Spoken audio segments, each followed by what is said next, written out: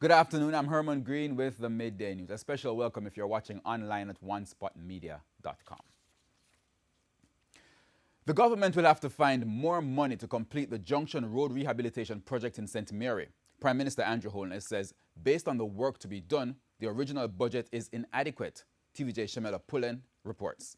The Junction Road Rehabilitation Project in St. Mary, which started in 2010, was originally budgeted for $597 million. However, with extensive work being carried out, Prime Minister Andrew Holness says the project is going to cost more. When the soil tests and analysis were done, it came back with one set of prescriptions as to what kind of work would be needed.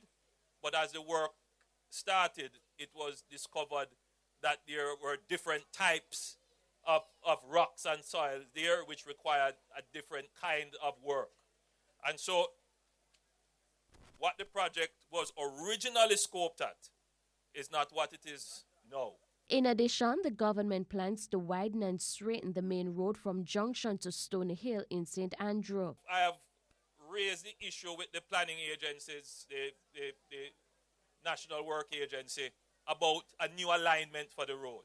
Is there a way to have a new road?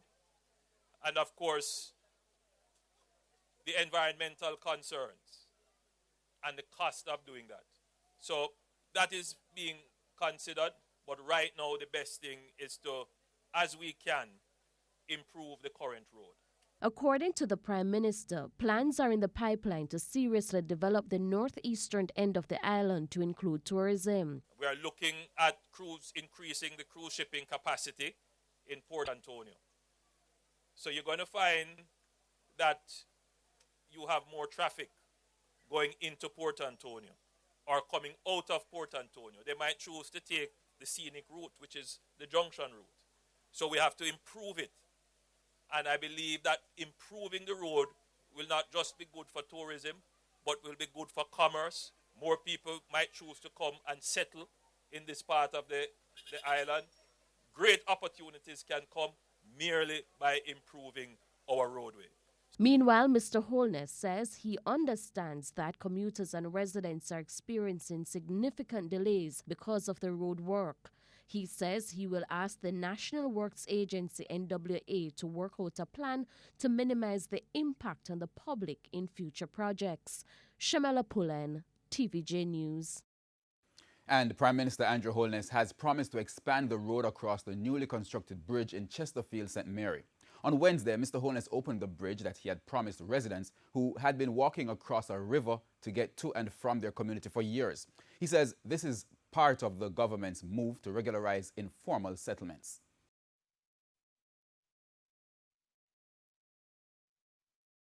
So in your community here, yes, we have brought you a little roadway, but it is not enough. Because I am certain that as I step off this stage and on my way to my vehicle, somebody is going to pull me ears and say, Prime Minister, the road needs to go up further in the community. And I hear somebody say they want a school. You want it to go to the school. So you see my point. No, that is not in the budget. But you have now put it in my mind. So I'm going to go back and talk to the Minister of Finance and tell him that the people of Chesterfield asked for the road to be extended.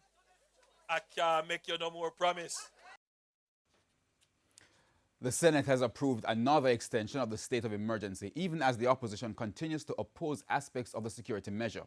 One of those sticking points, the cost. TVJ's Krista Campbell has more.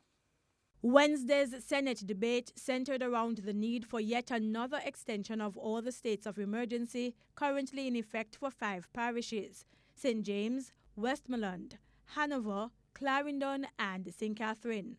But when opposition Senator Damian Crawford rose to speak, it was the cost to keep the SOEs going that concerned him. In particular, what he said is the 3rd highest spending done by the state during one 6-month period of the SOE. $23 million into Portaloos. No, This sounds like something that need an investigation of who is providing these portals. Because I looked online to find the cost of a portal. And a portal online is for no more than $30,000. While Senator Crawford was making his argument, Government Senator Matthew Samuda made checks of his own. And the average cost of a portable toilet for the week being used by 4 people a day, being serviced and cleaned, is $35,000. For what? For 4 people. For 4 people, that's their estimate. For Senator Crawford, that's money that could have been better used to address other welfare issues impacting the security forces, like an SOE salary. The security force has stated that their families are being affected. There's been no counseling arranged to facilitate mending in the families. The security force has stated that they are in great discomfort, especially from the sun, the rain. He also pointed to a $90 million SOE food bill over 6 months, but argued that the evidence of that spending is not seen in the food being served to the security forces in the SOE zones.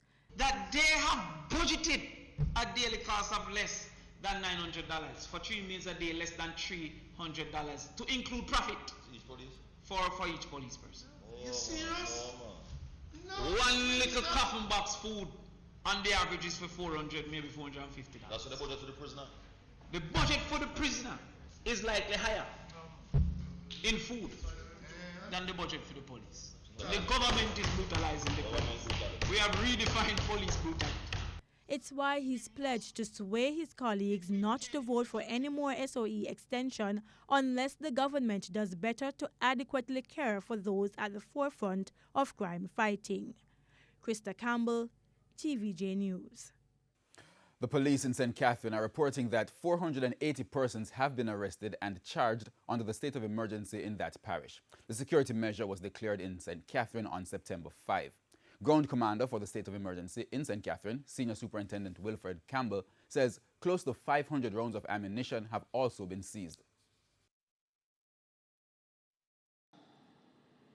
For the entire parish, during the 6 weeks that we have been operating, we would have arrested and charged a whopping 480 persons. Right? That's a record almost.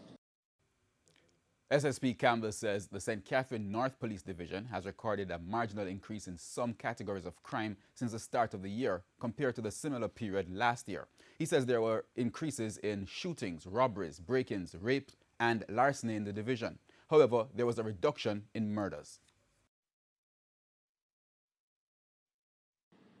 A look at your crime analysis shows that up to this time, you are 74 murders since the start of the year, as against 82 for the comparative period. So you're doing pretty well. Now, despite the imposition of a state of emergency and increased military presence in St. James, criminals continue to carry out brazen attacks, including murders. There was a double shooting in Catherine Hall, Montego Bay Wednesday night. A man was killed and a woman injured by gunmen. The deceased has been identified as 22-year-old Leonard Murray. It's understood that sometime after 8 o'clock, the two were traveling in a vehicle in Westgate Hills when gunmen opened fire on them. They were both shot several times. Mr. Murray was pronounced dead at hospital while the woman remains hospitalized. And it's time for a break here on the Midday News, but stay with us. We have more news right after these messages.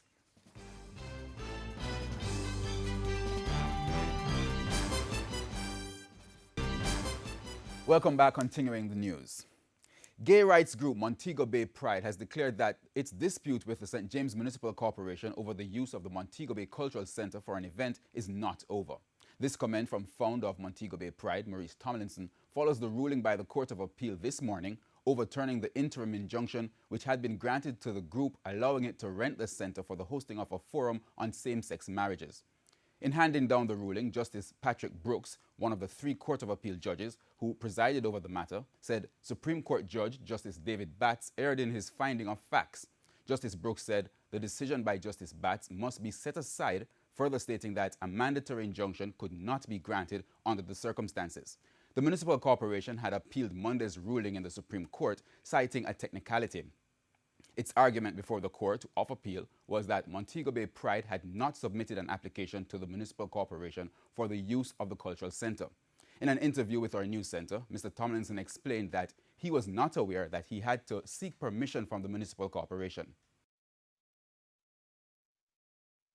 The website, which was to make an email application to the operations manager, which was done, and that was confirmed. We were never told that we needed to apply for amusement license, and even so, when the mayor made a statement that he would not allow us for the sacredness of the space, it was before the period was open for us to apply.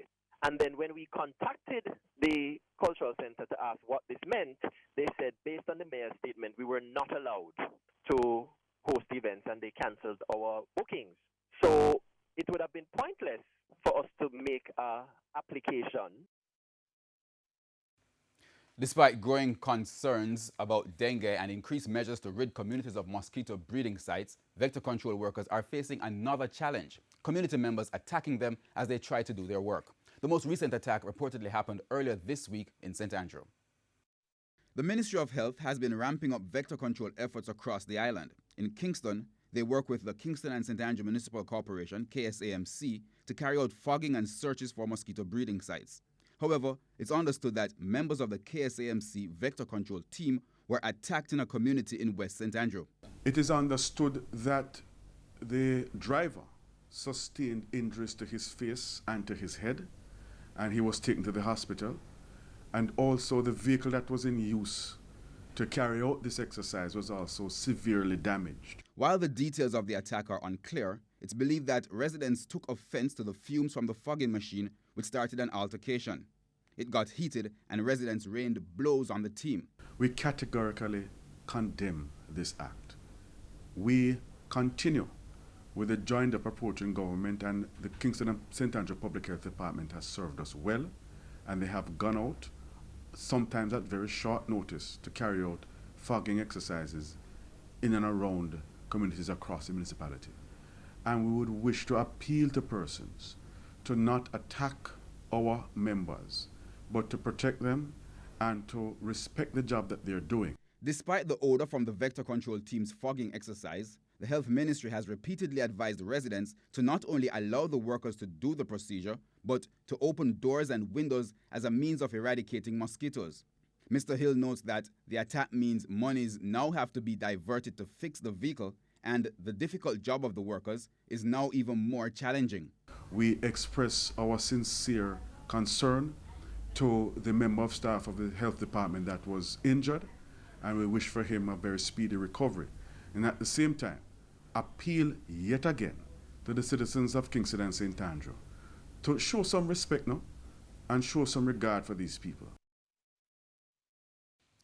There's a call this afternoon for law-abiding citizens to help in guiding children to do the right thing. It comes from Justice Minister Delroy Chuck, who was speaking at the latest in a series of child diversion seminars across the island. The Justice Minister noted that this is the only way that the country can be better, as the rate of parental neglect is increasing and community guidance is significantly lacking. But I go the other way. There are far too many wrongdoers in the society who are giving our children the idea that this is the best way. He cited a survey he said was done recently in schools in Western Jamaica, in which a majority of the students responded that they wanted to become scammers. So a lot of our children were seeing the scammers as the hero, the model, the role model to emulate. And regrettably in Jamaica, corruption is so rife, illicit enrichment is so attractive, indiscipline everywhere seems to be the norm, irregularity, malpractice, that young children now see this as normal. Mr. Chuck says the task is now left on the state to correct this new normal that the younger generation knows. It's a challenge and a difficult one, but we have to do it if we are not to lose all of our young people, if we are not to make sure that the next generation really can make Jamaica an even better place. Meanwhile, Minister Chuck also spoke on the matter of paternity leave. He believes there should be some conditionalities before the leave is granted. His comments come in light of cases where a number of men are not the biological father of the child or children. Some of whom you don't even know if it is yours or not. In order to get the paternity leave, you may claim that it is yours. But when you do the DNA test, it might well turn out not to be yours. So what would be the protocol?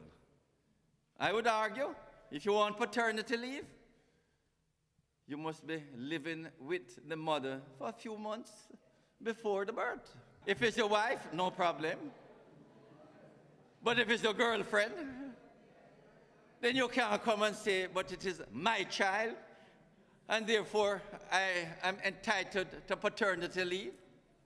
And you're not living with the mother, but you're getting paternity leave to do what? To visit her every day? Family, friends and residents of Prospect in Manchester are still up in arms over the disappearance of 38-year-old construction worker Warren Thompson, better known as Justice. They say Justice mysteriously went missing on October 5, and despite help from the security forces in searching for him, they are not satisfied with how the matter is being investigated. TVJ's Krista Campbell has more. Protest after protest in Prospect, Manchester, over the sudden disappearance of 38-year-old Warren Thompson, alias Justice, on Saturday, October 5. Family, friends and residents say the man, who worked as a construction worker for alumina company Allpart, went missing about 9:30 in the morning. He got a phone call, he walked off and said he was going to come back. He will, soon return. He never returned. I miss my uncle. My uncle said last see him Saturday morning. When he come down our short in the day, to go down to the bed line. And when he go down to this, he pass him, I go down to the shop. And that's the last scene you see. They say he was wearing a black shirt with the words "overdo it," camouflage shorts and slippers. We suspect that his body come out into the night when a dance was into the area and move. So he cannot find no trace around there. We shot them plug with that man. The police came, we searched on 2 occasions. His body has not been found, we have not heard from him. We've gotten information that his cell phone was being traced in Clarendon. She says there's no confirmation on that information. And despite the help of sniffer dogs and a search of several communities in the area, nothing has turned up. And he's a humble person, loving, caring, kind. He barely even speaks. What could somebody want to do with him? He's not done anything wrong to anybody, so it's very heartbreaking for him to go missing without a trace, and nobody knows anything, nobody's saying anything, even if they know anything. I have nothing to say, but anybody do it, rude and wicked. Krista Campbell, TVJ News. And that wraps up the Midday News. I'm Herman Green. Join us at 7 for the Primetime News Package. On behalf of the news, sports and production teams, good afternoon.